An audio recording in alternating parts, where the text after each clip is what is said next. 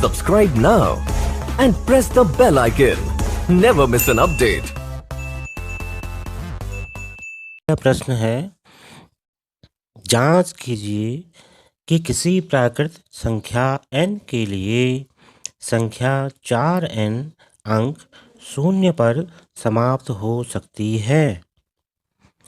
ये जांच करना है कि किसी प्राकृत संख्या n के लिए संख्या 4n, जो संख्या 4n है, क्या वह शून्य पर समाप्त हो सकती है। का मतलब ये है, ये जो संख्या है 4n, उसका अंतिम जो अंक है वो शून्य है या नहीं। आइए इसको हल करें।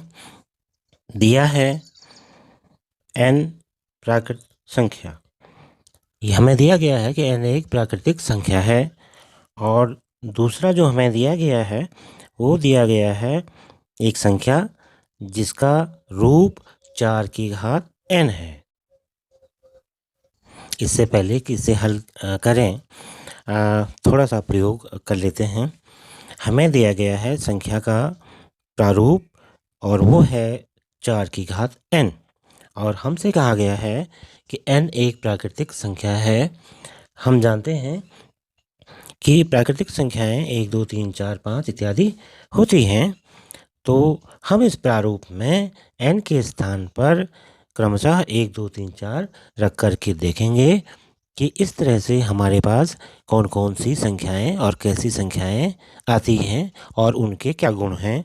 तो सबसे पहले हमने n बराबर 1 रखा, यानी 4 की 1 घात, और उसकी जो वैल्यू है, उसका जो मान है वो है 4।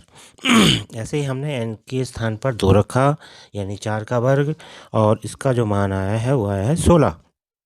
ऐसे ही हमने n के स्थान पर 3, 4 और 5 रखे, और इस तरह से वैल्यू इनकी आई है 64। 4 की 3 घात बराबर 64, 4 की 4 घात बराबर 1024, 4 की 5 घात बराबर 4096।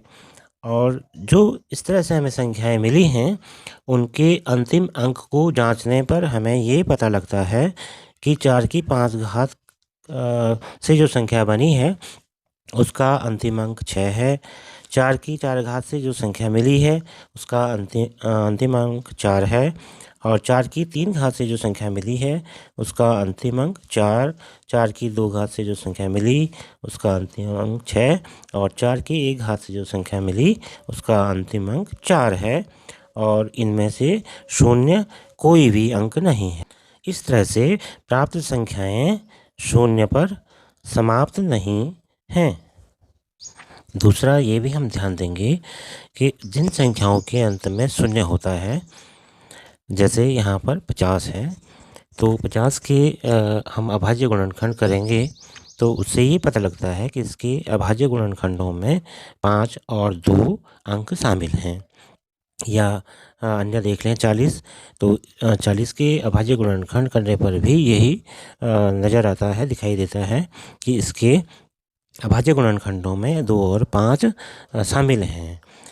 यानी जिस संख्या के अंत में शून्य आए, उन संख्याओं में वो संख्याएं 2 और 5 से विभाजित होती हैं या विभाज्य होती हैं। तो हम इस तरह से इस निष्कर्ष पर पहुँचे हैं कि यदि 4 की घात n संख्या शून्य पर समाप्त होती है तो यह 2 और 5 से अवश्य विभाज्य होगी। अतः 4 की घात n बराबर 2 गुणा गया 2 अभाज्य गुणनखंडों के रूप में लिखा, सारे की घात n।